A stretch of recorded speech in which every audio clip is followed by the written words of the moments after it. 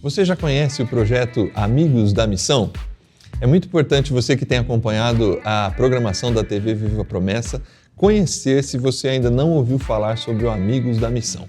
Esse projeto, ele tem a intenção de que você seja um amigo da missão, contribuindo e ajudando a programação da TV Viva Promessa, e também a sua contribuição vai nos ajudar a partir da agência humanitária, em projetos humanitários no Brasil e em todo o mundo. Então, é fácil, você faz o seguinte, acessa amigosdamissão.org e lá você vai ver as diversas maneiras que você tem para contribuir com esse projeto. E vai ser muito legal ter você como mais um amigo da missão. Então vai lá, rapidinho, entra agora e contribua com esse projeto que quer levar o Evangelho e levar solidariedade para tantas pessoas.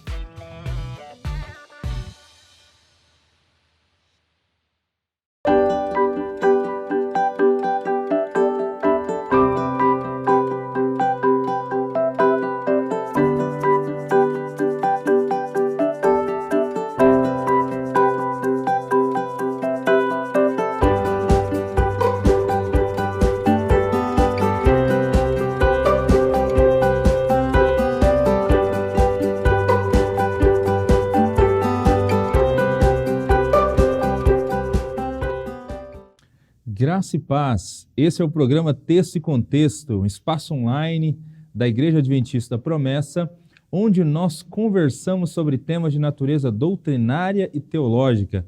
Eu sou o pastor Eleilton e é uma alegria ter você por aqui. Nós estamos conversando nos programas Texto e Contexto do mês de julho sobre o tema Ventos de Doutrinas, Modismos e Heresias do nosso tempo. Já conversamos aqui sobre prática judaizante, sobre o louvor profético.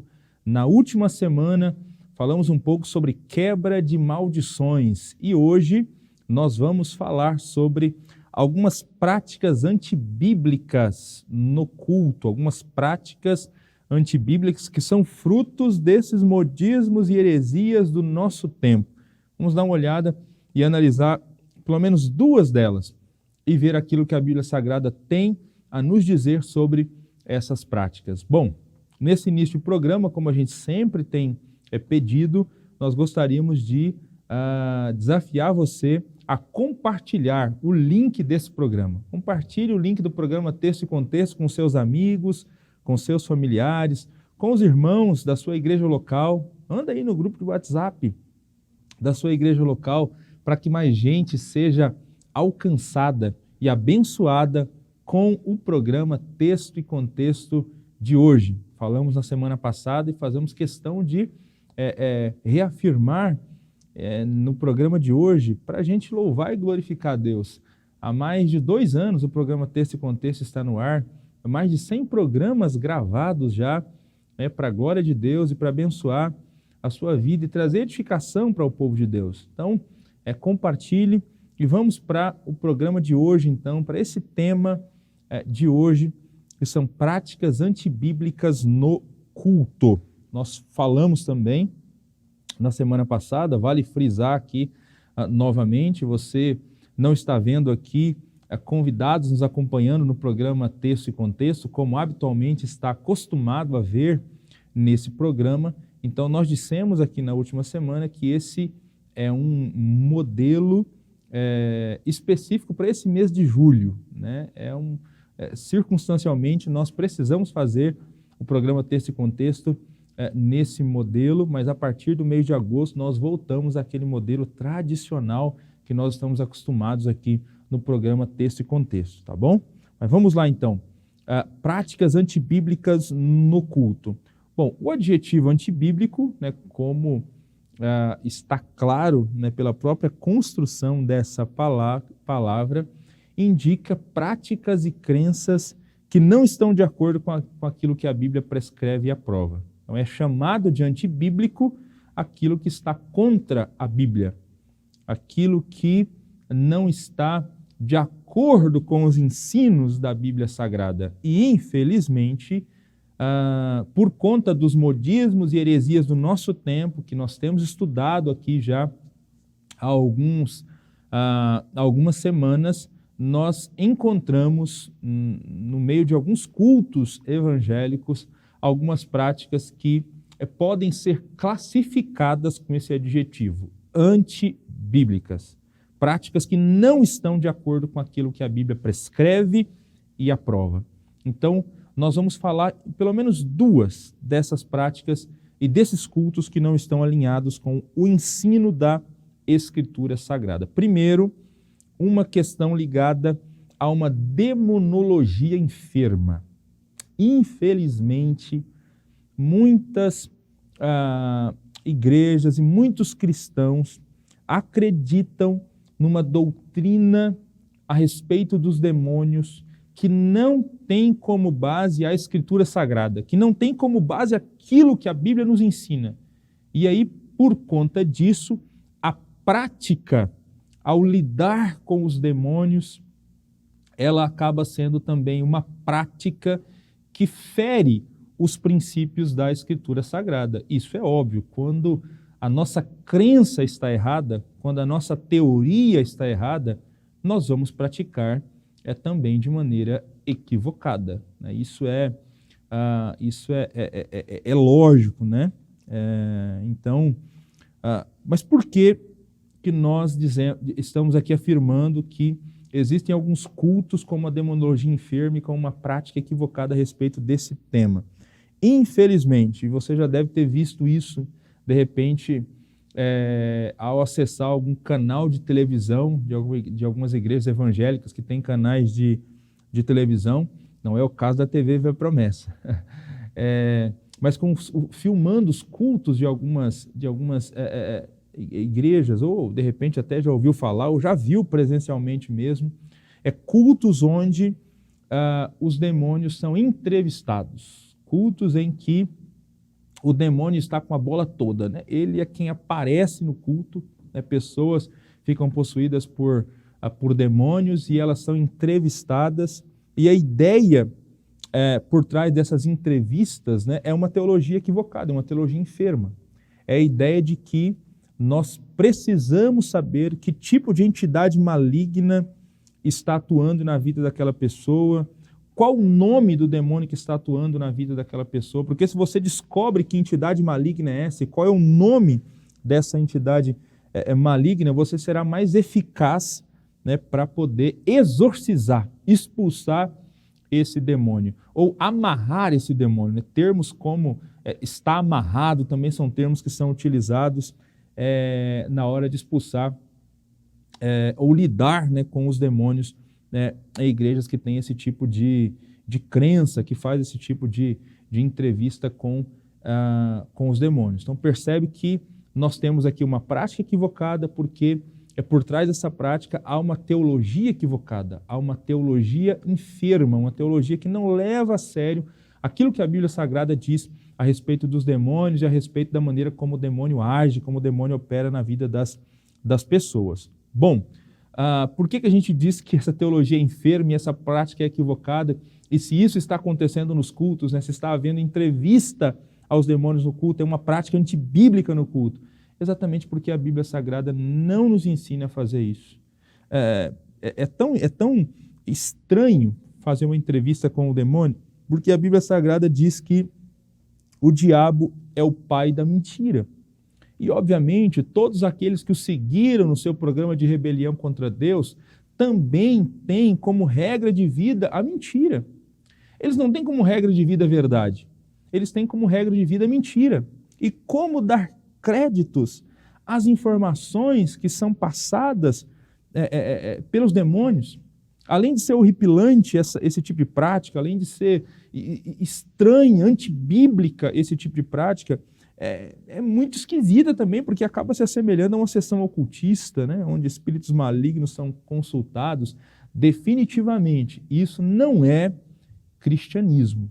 Isso não é aquilo que a Bíblia Sagrada nos ensina. Aliás, quando nós olhamos para a Bíblia Sagrada sobre a maneira de lidar corretamente com esse tema, e lidar corretamente quando pessoas são aprisionadas por Satanás, né? Pessoas que ainda não têm o conhecimento da verdade, pessoas que ainda não têm Jesus como Senhor sobre o seu coração, né? Porque aqueles que têm Cristo, os cristãos, aqueles que se converteram e têm o Espírito Santo morando, vivendo dentro de si, essas pessoas não são possuídas por Satanás, são atacadas. Mas aqueles que ainda não chegaram ao pleno conhecimento do Evangelho e que ainda são possuídos por Satanás, quando estivermos diante de uma pessoa possuída por Satanás, como a Bíblia Sagrada nos orienta, como cristãos, a nos comportarmos nesses casos. A Bíblia Sagrada nos ensina a expulsar, a repreender esse demônio no nome do Senhor Jesus Cristo. Não há respaldo na Bíblia Sagrada para fazer uma entrevista, para tentar descobrir o nome do demônio, para tentar descobrir de que região do mundo ele é, de que área geográfica ele é. Não existe isso. Os apóstolos simplesmente expulsavam no nome do Senhor Jesus Cristo. É o que Jesus Cristo nos ensinou a fazer, repreendendo a autoridade que há no nome de Jesus. Até porque a autoridade não é nossa, a autoridade é de Jesus. Nós usamos o nome do Senhor Jesus Cristo. Nós não temos relatos de apóstolos perguntando para os demônios qual o nome deles, a maneira como eles agiam, né? Enfim, perguntando a área da vida da pessoa que o demônio estava agindo. Eles simplesmente chegavam e expulsavam no nome do Senhor Jesus. E expulsavam, não amarravam, porque há também essa ideia de que tem que amarrar o demônio. Nenhum dos textos usados, inclusive, é o texto de Marcos, capítulo 3, né, que também vai se repetir nos outros evangelhos, mas a versão de Marcos diz assim, que se uma casa estiver dividida contra si mesmo, não vai subsistir. Se Satanás se opuser a si mesmo, também não poderá subsistir. De fato, ninguém pode entrar na casa do homem forte ou do homem valente, levar dali os seus bens, sem que antes o amarre. Só então pode roubar a casa dele. Então, se você quer assaltar a casa do valente, primeiro você precisa amarrá-lo para depois poder sacar ou levar os seus bens. Por conta dessa fala de Jesus, muitos ensinam que na hora de expulsar um demônio, primeiro você precisa amarrar, para depois lhe sacar os seus bens. Mas é óbvio que não é isso que Jesus está ensinando aqui nesse texto. Não é isso que Jesus está mostrando aqui para os seus discípulos, né? Aliás, nesse texto aqui, o que amarra o valente, né, se a gente vai interpretar essa fala do Senhor Jesus aqui para os seus discípulos, é o próprio Cristo. Né? Se há alguém que pode vencer Satanás e que manietou Satanás e que fez isso na cruz, esse alguém é o próprio Senhor Jesus Cristo. É por isso que é na autoridade dele que nós expulsamos demônios. Então, Jesus sim, amarrou o valente, manietou o valente, venceu o valente na cruz com a sua morte na cruz. A Bíblia Sagrada diz em Colossenses capítulo 2 que na cruz Jesus expulsou, Jesus derrotou, Jesus expôs publicamente a vergonha, os principados e as potestades. Então, na cruz Jesus venceu o diabo. Ele veio para vencer as obras do maligno, para vencer as obras do diabo e fez isso durante o seu ministério público. Então, na autoridade que há no nome de Jesus, nós expulsamos os demônios e não amarramos os demônios. É um negócio que é estranho à luz da Escritura Sagrada. Pois bem, então essa é a maneira correta de lidar com esses casos quando nós estudamos a Escritura Sagrada. Então essa ideia de entrevistar demônios, de amarrar demônios, é uma prática antibíblica no culto. Assim como essa ideia também de tentar descobrir, né, o demônio que atua em determinada área geográfica para poder ter um tipo de técnica certa para expulsar o demônio dessa área geográfica. Tudo isso também é estranho à luz da Escritura Sagrada. Já falamos aqui sobre como a Bíblia Sagrada nos orienta a lidar com essa questão dos demônios, né? Quando nós devemos expulsar no nome de Cristo, na autoridade que há no nome do Senhor Jesus, e você não tem todos esses modismos, né, que vêm sendo falados nas igrejas do nosso tempo. Bom, então esse é o primeiro dos dois modismos que nós gostaríamos de apresentar aqui sobre práticas estranhas do culto, né, que é a demonologia enferma, e agora nós vamos para o segundo modismo, tá? O segundo modismo desse programa de hoje. Antes de eu entrar nesse segundo modismo, nós vamos para um rápido intervalo e logo na sequência a gente já conversa um pouquinho sobre esse tema.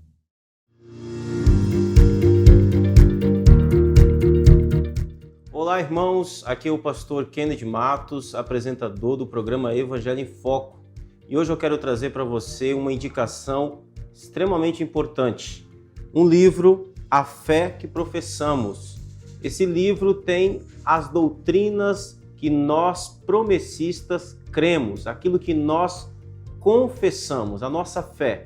Você conhece as nossas doutrinas?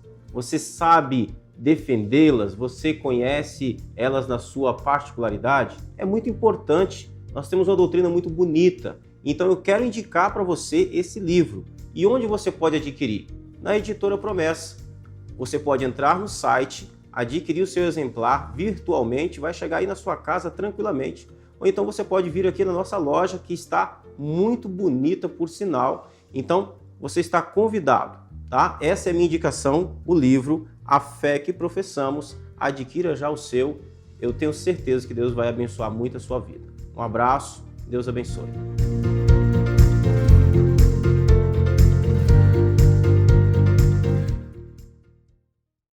A paz do Senhor Jesus, meu irmão, minha irmã, paz do Senhor Jesus, povo promessista. Você que está acompanhando agora a programação da TV Viva Promessa, eu tenho um pedido especial a fazer a todos vocês. Se vocês puderem, contribuam com a TV Viva Promessa. Assim, nós poderemos evangelizar muito mais pessoas. Além da TV Viva Promessa, a sua oferta como amigo da missão ajuda também os projetos da Agência Humanitária Brasil. Nós temos 2 projetos em andamento. Rolim de Moura, em Rondônia, Tajapuru, em Breves, no Pará. São os 2 projetos.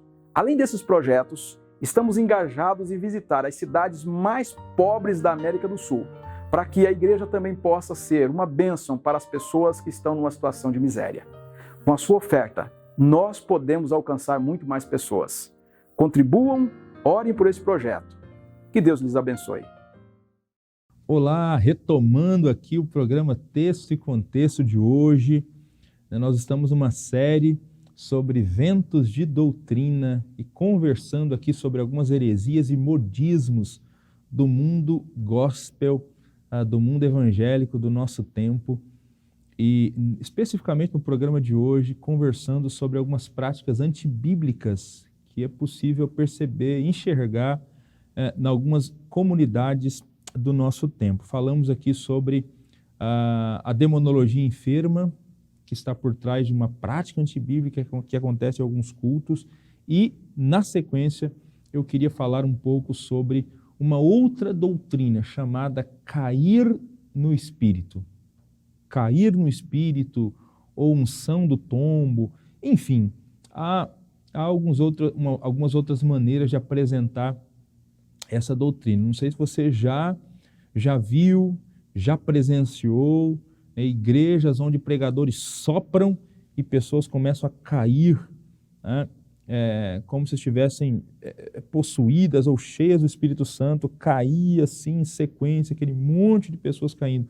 Ou esses pastores sopram, ou esses pastores rodam os seus paletós e essas pessoas vão caindo. Bom, essa unção, né, chamada unção do Kaikai, iniciou-se com o americano Randy Clark, que dizia ter recebido uma profecia segundo a qual, através da sua vida e de seu ministério, pessoas seriam derrubadas no espírito.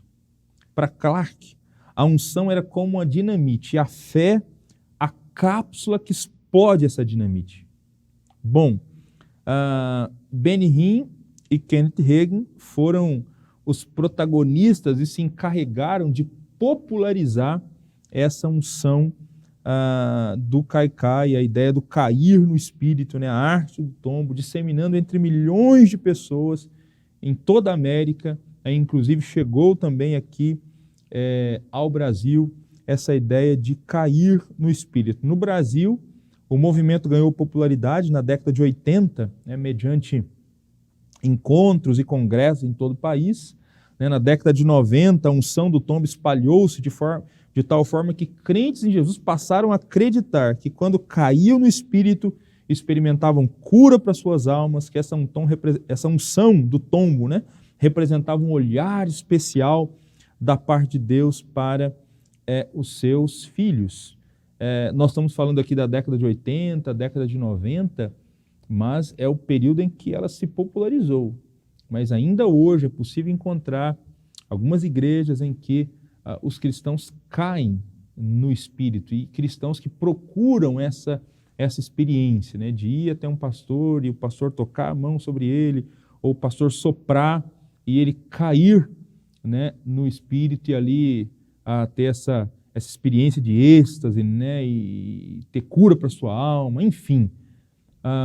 Essa prática no culto é uma prática bíblica, é uma prática que tem apoio na Escritura Sagrada.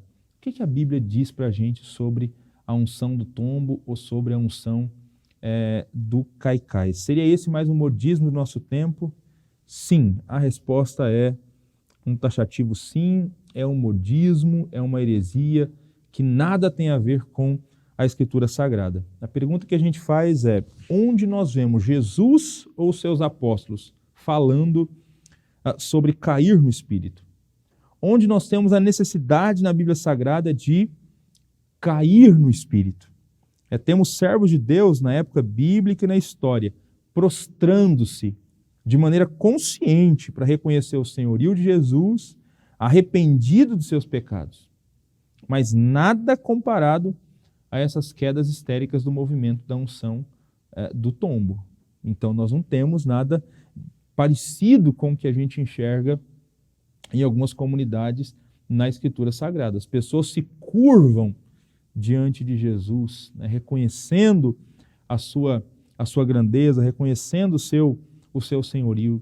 Além disso, esse tipo de experiência, esse tipo de doutrina, essa prática presente em alguns cultos também, ela está relacionada a um tipo de crença equivocada a respeito de unção.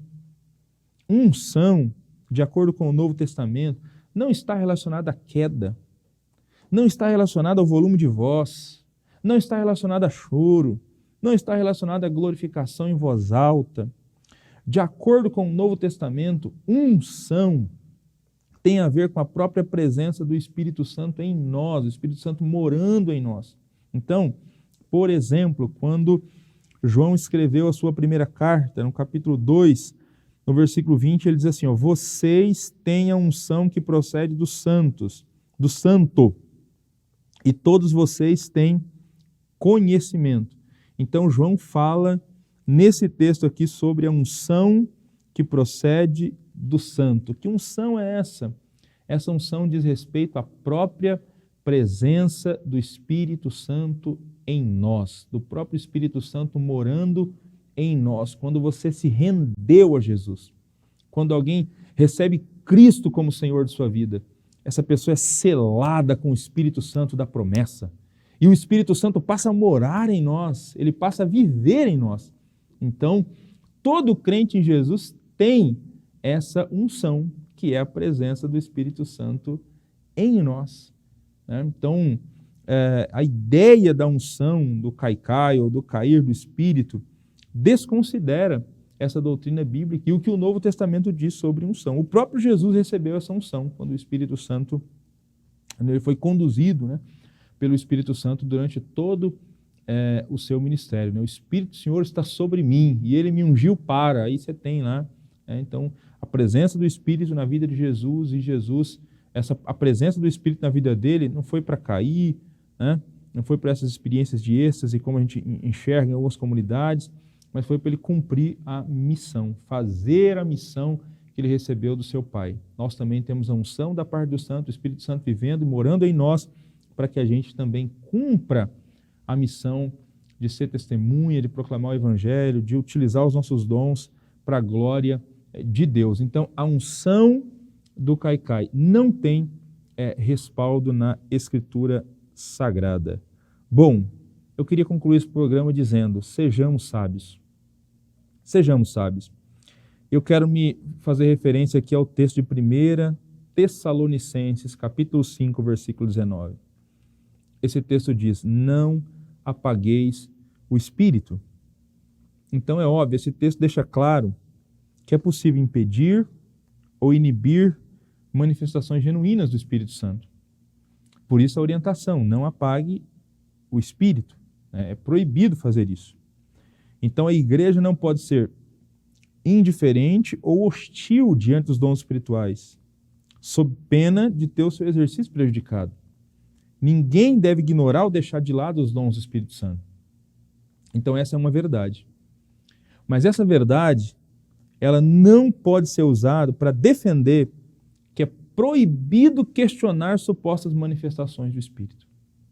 Então, quando nós questionamos aqui essas supostas manifestações do Espírito, que nós temos trabalhado nesse programa chamado de práticas antibíblicas no culto, né?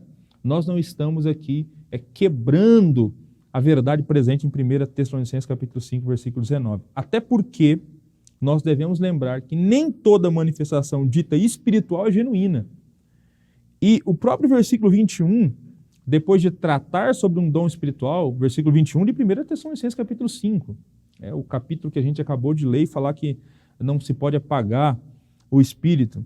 Então, depois de Paulo falar da profecia, que é um dom espiritual, o mesmo Paulo que disse, não apagueis o espírito, e fala sobre a profecia, Paulo ordena, examine tudo. Examine tudo, faça tudo passar pelo crivo. Então, Paulo está dizendo que os cristãos não poderiam aceitar de pronto as profecias, mas deveria exercer o discernimento espiritual e examiná-las primeiro à luz do Evangelho, para saber se elas eram genuínas. Então, não é porque alguém está sendo usado por Deus com esse dom, o dom de profecia, que você simplesmente tem que aceitar sem examinar, sem refletir sobre o que está acontecendo. Esse princípio aplica-se para toda a suposta manifestação espiritual. Aquilo que acontece num culto público precisa ser respaldado com aquilo que o Evangelho diz. Se é uma prática que é antibíblica, se é uma prática que tem uma teologia enferma, nós não devemos compactuar com essa prática, porque o nosso crivo maior é o Evangelho do Senhor Jesus Cristo. Diante disso, queria te convidar nesse momento a fechar os seus olhos onde você está e a orar comigo, para nós concluirmos mais esse programa Texto e Contexto. Senhor, nós estamos, meu Deus, concluindo mais um programa Texto e Contexto, onde nós temos falado sobre ventos de doutrina. Hoje nós falamos, Deus, sobre duas práticas antibíblicas que infelizmente fazem parte dos cultos de algumas igrejas. Igrejas em que os demônios são entrevistados, em que os demônios ganham espaço nos cultos, às vezes maior do que o próprio Senhor, que deveria ser adorado, glorificado, exaltado e efetivamente aparecer no culto público.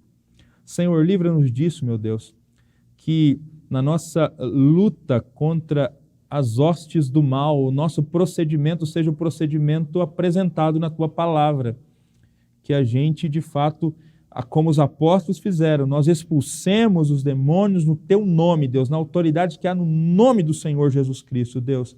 Nós não precisamos entrevistá-los, nós não precisamos de absolutamente nada, Senhor. Nós precisamos da autoridade que há no Teu nome, repreender e expulsar no Teu nome, Senhor Jesus.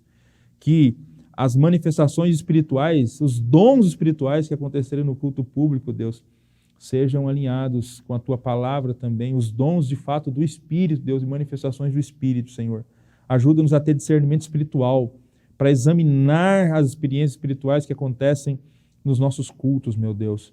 Nós não queremos ignorar, apagar ou desprezar aquilo que o Espírito está fazendo, meu Deus, porque o Espírito Santo dá dons aos homens, o Espírito Santo age no meio dos cultos, meu Pai, e nós acreditamos nisso, Senhor, e queremos experimentar genuínas manifestações do Espírito Santo em nosso meio, meu Pai. Ajuda-nos, Deus, a discernir tais manifestações. É nossa oração, é o nosso pedido, no nome de Cristo, diante daquilo que estudamos nesse dia, nós oramos. Amém. Amém. Glória a Deus pela sua vida. Obrigado por ter nos acompanhado até aqui nesse programa Texto e Contexto. Nós estamos caminhando para o final do programa Texto e Contexto de hoje. E eu espero você na próxima semana para nós continuarmos estudando aqui sobre ventos de doutrina. Que Deus possa abençoar a sua vida, que Deus possa abençoar a sua família, continuar cuidando de você. Até lá!